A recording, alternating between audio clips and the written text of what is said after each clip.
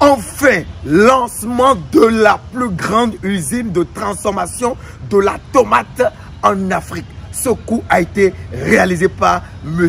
Aliko Dangote. Générique.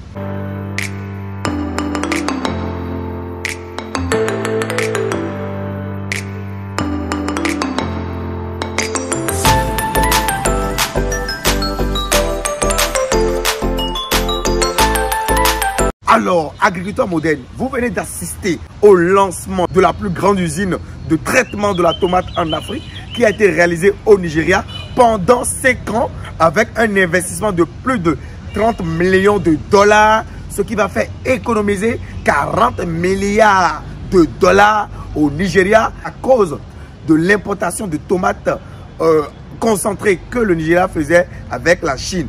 Désormais, le groupe Aliko Dangote a permis au Nigeria d'économiser 40 milliards de dollars par an et de créer des centaines de milliers d'emplois directs et indirectement de booster le business de la production des tomates au Nigeria. Il faut remarquer que le Nigeria était en quelque sorte dépendant du Bénin en matière de tomates fraîches.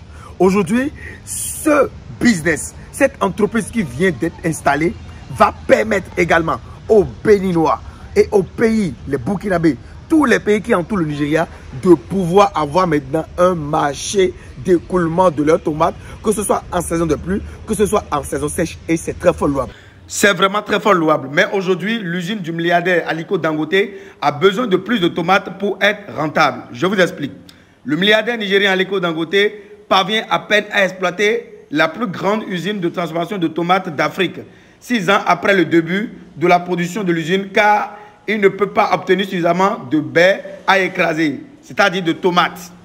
L'usine de 1200 tonnes par jour de tomates de Dangote produit à 20% de sa capacité parce que les agriculteurs n'ont pas suffisamment de ressources pour augmenter la superficie cultivée. L'usine était censée renverser la dépendance du Nigeria vis-à-vis des importations de concentrés de tomates en provenance de Chine et augmenter la position locale.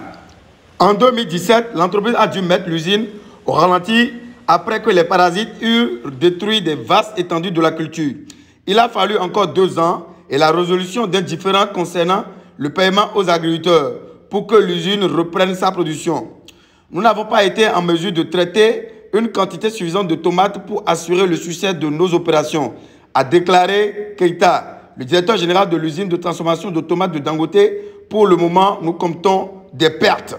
La crise du plan de tomates de Dangote est emblématique des défis auxquels sont confrontées de nombreuses entreprises de la plus grande économie d'Afrique, alors que la culture de la tomate emploie environ 200 000 personnes.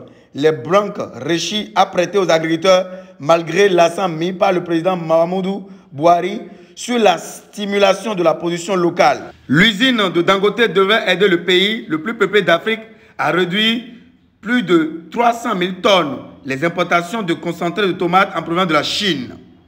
L'usine traite actuellement environ 300 tonnes métriques de fruits par jour, la capacité la plus élevée qu'elle ait atteinte depuis sa création, mais à peine assez pour maintenir l'usine opérationnelle. Pourtant, il nécessite la même puissance et les mêmes frais généraux pour fonctionner à pleine capacité, a déclaré Keita, le directeur de l'usine. Les transformations de tomates ne peuvent pas non plus importer les baies pour compenser l'approvisionnement local erratique, car les achats à l'étranger des fruits sont interdits, ainsi que 50 autres produits par la Banque centrale du Nigeria, qui refuse de fournir des dollars pour importer ces articles. Cette politique alimente également l'inflation qui s'est accélérée pour atteindre 22,28% en mai, un plus haut depuis 4 ans. Pour stimuler la récolte de tomates, l'usine aide des agriculteurs en leur fournissant des plants améliorés et en encourageant davantage de personnes à cultiver le produit. Cette décision a permis d'augmenter le nombre d'agriculteurs de 1000 à 6000 lors de la dernière saison de récolte. Mais l'offre était encore suffisante pour couvrir 20% de la capacité de l'usine, a déclaré le directeur.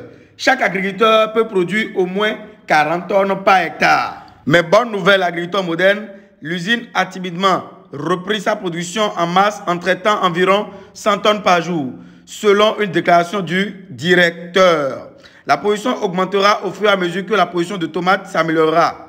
Notre principal défi est la rareté de la tomate, a déclaré le directeur, précisant que les producteurs de tomates locaux ne pouvaient pas satisfaire leurs demandes de production. Nous ne pouvions pas non plus nous mettre d'accord avec les agriculteurs sur le prix de la tomate par panier. Alors, là, comment s'en sortir? En parallèle, le groupe Dangote développe également ses propres fermes avec une variété de tomates à haut rendement pouvant produire jusqu'à 60 tonnes par hectare, alors que les agriculteurs locaux réalisent un rendement de 10 tonnes par hectare, a ajouté le directeur. La société prévoit de distribuer les plants aux producteurs afin d'accroître leur production. En février, le gouvernement fédéral a annoncé qu'il interdirait l'importation de concentré de tomates au Nigeria avant la fin de 2019. Cette mesure est une mesure protectionniste qui va permettre au Nigeria de booster sa croissance et de favoriser la prolifération de la marque de tomates Dangote. Il faut noter par la même occasion que le groupe Dangote a installé la deuxième plus grande entreprise, la deuxième plus grande usine de fabrication d'engrais au monde. Je dis bien la deuxième plus vaste usine de fabrication d'engrais au monde. Aliko Dangote est le Elon Musk africain. N'hésitez pas à liker la vidéo, ça vous plaît. Et si c'est la première fois que vous venez de découvrir cette nouvelle chaîne YouTube agricole, abonnez-vous. Activez la cloche de notification pour ne plus au grand jamais louper nos prochaines vidéos. Pour ceux qui ne me connaissent pas, je suis Monsieur Tarabé Valère Ransouk, ingénieur agronome praticien fou de l'agriculture. On est ensemble.